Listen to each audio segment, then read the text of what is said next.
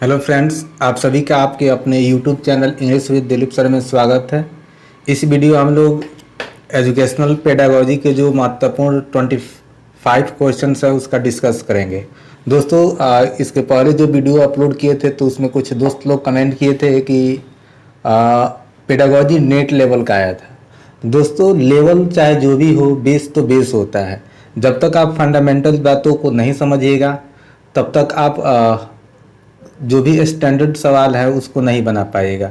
चाहे आप कोई भी सवाल बनाए, उसमें आपका समाजीकरण, अनुवांशिकता, समायोजन और चाइल्ड जो साइकोलॉजी, आपके जो अवस्थाएं हैं वो तो पूछेगा ही, क्योंकि बालक की अवस्थाओं को ध्यान में रखकर ही कोई भी नियम बनाए जाते हैं या कोई भी रूल्स या कोई भी एजुकेशनल विधि बनाए गए हैं। तो इस बात को सदैव याद रखिएगा दोस्तों कि जब तक आपका बेसिक कंसेप्ट क्लियर नहीं होगा, चाइल्ड साइकोलॉजी क्लियर नहीं होगा, तब तक आप पेडागोजी को नहीं समझ पाइएगा। क्योंकि पेडागोजी किसके लिए है? चाइल्ड के लिए है, बच्चों के लिए है। तो जब आप बच्चों के बारे में समझिएगा तभी ही आप शिक्षण को अच्छे से इम्प्लाई कर पाइएगा। तो ये जरूरी नहीं है कि आप हर चीज़ पढ़ेंगे। यदि बच्चों के बारे में अच्छा से आपका अध्ययन है, आपका अच्छा नॉलेज है, तो आप किसी भी बात को पढ़ के आप एनालाइज कर सकते हैं कि अब विधि जो है उस पर अप्लाई होगा या नहीं होगा। और जो आपके परीक्षा में सवाल आएगा वो रटंत विद्या पे नहीं होगा। आपका एक कंसेप्ट होना चाहिए और वो कंसेप्ट विकसित होगा बेसिक चीज़ों को पढ़ने से। तो चलिए दोस्तों, शुरू करते हैं। विकास की अवस्था में किस पुरानी आकृतियों का लोप होता है? दोस्तों, आप जानते हैं कि बालक जैसे जैसे आगे बढ़ता है तो उसमें एक नया विकास होता है, लेकिन वह जो नया विकास होता है वो अचानक नहीं होता है, वह पिछले विकास पे ही आधारित होता है।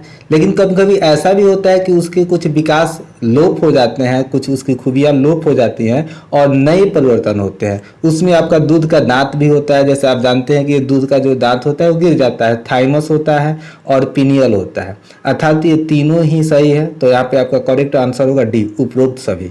दोस्तों, अगला क्वेश्चन है कि निम्नलिखित में कौन विकास क्रम बालकों में देखा जाता है? तो दोस्तों, ये विकास की अवस्था है। तो विकास में बालकों का विकास मतलब विकास की जो अवस्था है, आप अध्ययन किए होंगे तो आपको मिला होगा कि बालक का विकास दो तरह से होता है।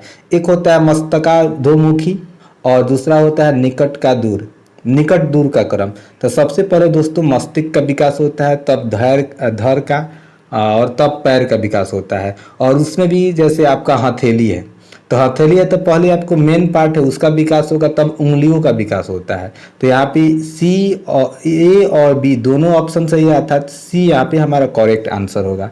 दोस्तों, आगे है कि मस्तकाधोमुखी में सबसे पहले किस क्षेत्र में विकास होता है? सिर के क्षेत्र में, धड़ के क्षेत्र में, पैरों में या उंगलियों में? तो सबसे पहले दोस्तों सिर का विकास होगा, सबसे पहले सिर का विकास होता है, याद रखिएगा। तब आपका धड़ का विकास होता है, तब पैरों में विकास होता है, तब उंगलियों में विकास होता है। इसको आप सामान्य से विशिष्ट के तरफ भी याद कर सकते हैं। इसे आप मस्तकाधोमुखी से निकट दूर तक के भी नियम को भी समझ सकते हैं। तो याद रखिएगा, विकास के दो नियम है, एक मस्तकाधोमुखी और दूसरा है निकट दूर क्रम। तो मस्तकाधोमुखी में क्या होता है? सबसे पहले सिर का विकास होता है, तब धड़ का, तब पैरों का, तब उंगलियों का। निकट दूर विकास क्रम में सबसे अंत में किसका विकास होता है? तो सबसे अंत में देखिए दोस्तों, समझने का प्रयास कीजिए। सिर के क्षेत्र में, तो सिर सबसे पहले विकसित होता है, तो ये तो हो नहीं सकता है।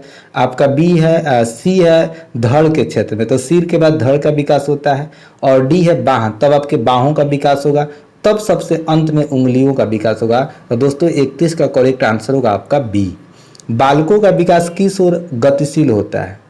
अब दोस्तों, अभी तक जो आप पढ़े हैं उसका निचोड़ यहाँ पे इस सवाल में पूछा गया है। तो ये समझिए कि आपका टीचिंग पेडागोजी है, टीचिंग मेथड है विशिष्ट से सामान्य की ओर। नहीं दोस्तों, विशिष्ट से सामान्य की ओर कहने से आशय है कि पहले आपका जो क्रियाकलाप है, तो पहले आप बड़े बड़े काम नहीं करते हैं, आप छोटे छोटे कार्य को करते हैं, तब आप बड़े कार्य करते हैं। जैसे आप क लिखते हैं, तब आप शब्द लिखते हैं, तब वाक्य बोलते हैं। इस ढंग से समझिए। सामान्य से विशिष्ट क्यों यहाँ पे करेक्ट होगा। पहले सामान्य एक्शंस होते हैं, जैसे बालक का चलना, तो अचानक वो दोस्तों दौड़ता नहीं है। पहले वो क्या करता है? पहले वह छाती के बल थोड़ा सा चलता है, रेंगता है, तब घिसेटता है और तब वो थोड़ा थोड़ा चलता है। तो दोस्तों, आगे बढ़ने से पहले यदि आप चैनल पे नए हैं तो चैनल को सब्सक्राइब कर लीजिए, और वीडियो आपको अच्छा लग रहा है तो प्लीज़ वीडियो को लाइक कीजिए और ज़्यादा से ज़्यादा शेयर कीजिए। इस चैनल के माध्यम से आपको टीचिंग पेडागोजी की संपूर्ण तैयारी कराई जाएगी, जो आपके लिए चाहे आप Bihar STET, CTET, UPTET, MTET या किसी भी स्टेट के टेट एग्जाम की तैयारी कर रहे हैं उसके लिए हेल्पफुल होगा। तो चलिए दोस्तों आगे बढ़ते हैं। विकास निम्नलिखित में से किसका परिणाम है? दोस्तों बहुत ही अच्छा सवाल है, जो लोग कमेंट किए थे कि टीचिंग पेडागोजी चाहिए, तो यही आपका टीचिंग पेडागोजी है। और जब अभी तक आप विकास समझे होंगे तो अब समझ में आएगा ये क्वेश्चन। परिपक्वता और सीखने का और उपरोक्त में से किसी का नहीं। दोस्तों विकास किसी एक का परिणाम नहीं है। आपकी जो अनुवांशिकी एक चैप्टर है उसमें आप अध्ययन करिएगा तो मिलेगा कि परिपक्वता विकास के क्षेत्र में बहुत मायने रखता है। कुछ ऐसे विकास होते हैं जैसे किसी बालक को आप खूब अच्छे ट्रेनिंग दे और उसकी अवस्था उस योग्य नहीं हो। जैसे एक छोटा सा बालक दौड़ना नहीं सीख सकता है अचानक, पहले वो क्या करेगा, पहले वो रेंगेगा फिर घिसटेगा तब चलेगा। तो परिपक्व व्यक्ति ही विकास मतलब कुछ ऐसी विकास होते हैं जो परिपक्वता से आता है। लेकिन दोस्तों सीखने के द्वारा भी कुछ विकास होता है। तो जैसे मान चलिए कि बालक कोई बहुत बड़ा हो गया और उसको समाज से दूर कर दिया जाए तो कोई भाषा नहीं सीख पाएगा, वो सामाजिक मापदंड को नहीं सीख पाएगा। तो इसीलिए हम कह सकते हैं कि विकास परिपक्वता और सीखने दोनों का ही परिणाम होता है। तो करेक्ट आंसर दोस्तों यहाँ पे सी होगा। तो आगे बढ़ते हैं। बाल्यकाल मनुष्य को वैसे ही दर्शाता है जैसे सुबह दिन को दर्शाता है। दोस्तों बहुत ही अच्छा कोट है, और ये कोट आपके एजुकेशनल जो आपका इंग्लिश लिटरेचर है उसके लिए भी इम्पोर्टेंट है। याद रखिएगा इंग्लिश में कि the childhood shows the man as morning shows the day. जिस प्रकार बचपनावस्था बाल्यकाल मनुष्य को दर्शाता है जैसे सुबह दिन को दर्शाता है। यह जो कथन है यह पैराडाइज रिगेंड से लिया गया है, जिसके रचनाकार है जॉन मिल्टन। तो दोस्तों इसका करेक्ट आंसर होगा डी। बहुत ही अच्छा सवाल है। व्यक्तित्व कुसमायोजन में जीवन के आरंभिक वर्षों का महत्व है।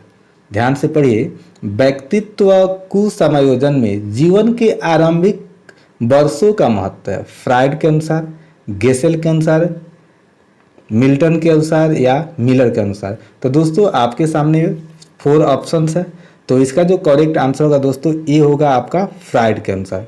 तो आगे बढ़ते हैं दोस्तों। विकास का अर्थ प्रगतिशील परिवर्तनों का एक नियमित, क्रमबद्ध एवं सुसंबद्ध प्रतिमान है। तो दोस्तों ऑप्शन है मिल्टन, हॉर्लॉक, गेसेल और मिलर। दोस्तों ये हॉर्लॉक के अनुसार विकास का एक निश्चित क्रम होता है। नियमित मतलब एक निश्चित क्रम होता है, वो एक धीरे धीरे विकसित होता है, अचानक उसमें कोई भी परिवर्तन नहीं आता है, उसमें सुसंबद्ध होता है। मतलब हर विकास एक पहले वाले विकास पे आधारित होता है, तभी कोई नया विकास आता है। अगला क्वेश्चन है कि विकास का अभिप्राय परिपक्वता से आए हुए परिवर्तन से है। यह कथन किसका है? दोस्तों विकास का अभिप्राय परिपक्वता से आए हुए परिवर्तन से है।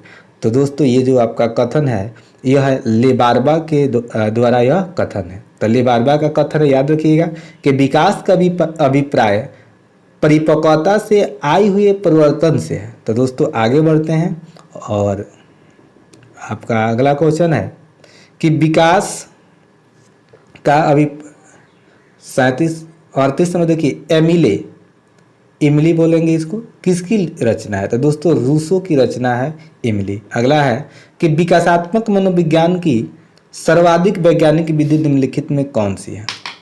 तो दोस्तों विकासात्मक मनोविज्ञान की सर्वाधिक मनोवैज्ञानिक विधि आपका प्रयोगात्मक विधि है। तो दोस्तों प्रयोगात्मक विधि में इसमें सब चीज़ आ जाता है। जैसे इसमें क्रमबद्धता भी होता है, इसमें व्यवस्था भी होता है, विश्लेषण भी होता है, निरीक्षण भी होता है और नियंत्रण भी होता है। तो किसी भी चीज़ का अध्ययन करने के लिए उसको क्रमबद्ध किया जाता है, एक सही व्यवस्था किया जाता है, तब उसका विश्लेषण किया जाता है, निरीक्षण किया जाता है और इसमें नियंत्रण भी होता है। तो अब जो ये आपका विकासात्मक मनोविज्ञान है इसको भी समझिए। कि विकासात्मक मनोविज्ञान मनोविज्ञान की वह शाखा होती है जो मनुष्य के जीवन में हो रहे परिवर्तन के बारे में बतलाता है। तो विकासात्मक मनोविज्ञान मनोविज्ञान की वह शाखा होती है दोस्तों जो मनुष्य के जीवन में हो रहे परिवर्तन के बारे में बतलाती है। और किसी भी व्यक्ति के जीवन में जो परिवर्तन होता है उसको जानने के लिए हम प्रयोगात्मक विधि का ही चयन करते हैं। और प्रयोगात्मक विधि एक सर्वाधिक मनोवैज्ञानिक विधि है। इसमें तथ्यों को क्रमबद्ध, व्यवस्थित, विश्लेषण, निरीक्षण और नियंत्रण करके अध्ययन किया जाता है। तो मुझे उम्मीद है कि आपको ये कंसेप्ट समझ में आ रहे होंगे। I hope so. अगला क्वेश्चन है कि बालकों के विकास से संबंधित समस्याओं का अध्ययन निम्नलिखित में से किसके अंतर्गत किया जाता है? तो बालकों के विकास से संबंधित समस्याओं का अध्ययन तो आपके विकासात्मक मनोविज्ञान के द्वारा किया जाता है। सिंपल सा जवाब है, क्योंकि अभी तक हम चर्चा किए थे विकासात्मक मनोविज्ञान। तो विकासात्मक मनोविज्ञान व्यक्ति के जीवन में परिवर्तन को इंडिकेट करता है, तो समस्या तो भी फिर उसी में आ जाएगा। तो यहाँ पे 40 का आपका करेक्ट होगा बी। तो चलिए दोस्तों आगे बढ़ते हैं। बच्चों के अध्ययन की सबसे प्रचलित विधि निम्नलिखित में कौन है? तो बच्चों की दोस्तों यहाँ पे बात की जा रही है। तो बच्चों के अध्ययन की सबसे प्रचलित विधि है आपका प्रेक्षण। तो 41 का दोस्तों सी होगा, प्रेक्षण होगा। आगे बढ़ते हैं।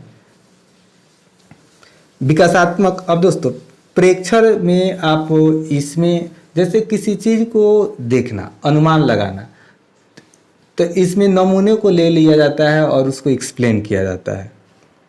चलिए आगे बढ़ते हैं। विकासात्मक मनोविज्ञान में किस विधि के माध्यम से बच्चों के विकास का अध्ययन किया जाता है? ऑप्शन है दोस्तों अंतः निरीक्षण विधि, प्रयोगात्मक विधि, साक्षात्कार विधि और विकासात्मक विधि। तो जो 42 का दोस्तों डी करेक्ट होगा, विकासात्मक विधि के द्वारा यह अध्ययन किया जाता है। 43 नंबर सवाल है आपका, बालकों की मनोवैज्ञानिक समस्याओं का पता किस विधि से चलता है? जीवन वृत्तांत, अंतः निरीक्षण, प्रश्नावली, प्रयोग।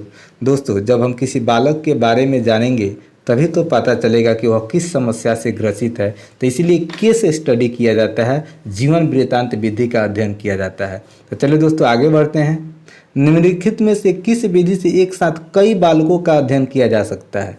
तो 44 का दोस्तों करेक्ट आंसर होगा बी, परीक्षण। तो परीक्षण से आशय है कि यह एक ऐसा विधि है जिसमें एक नमूने का अध्ययन करके हम पूरे आबादी के बारे में बता सकते हैं। अर्थात इससे ज़्यादा लोगों का भी अध्ययन किया जा सकता है। हम एक नमूने से बहुत से बालकों के बारे में बता सकते हैं।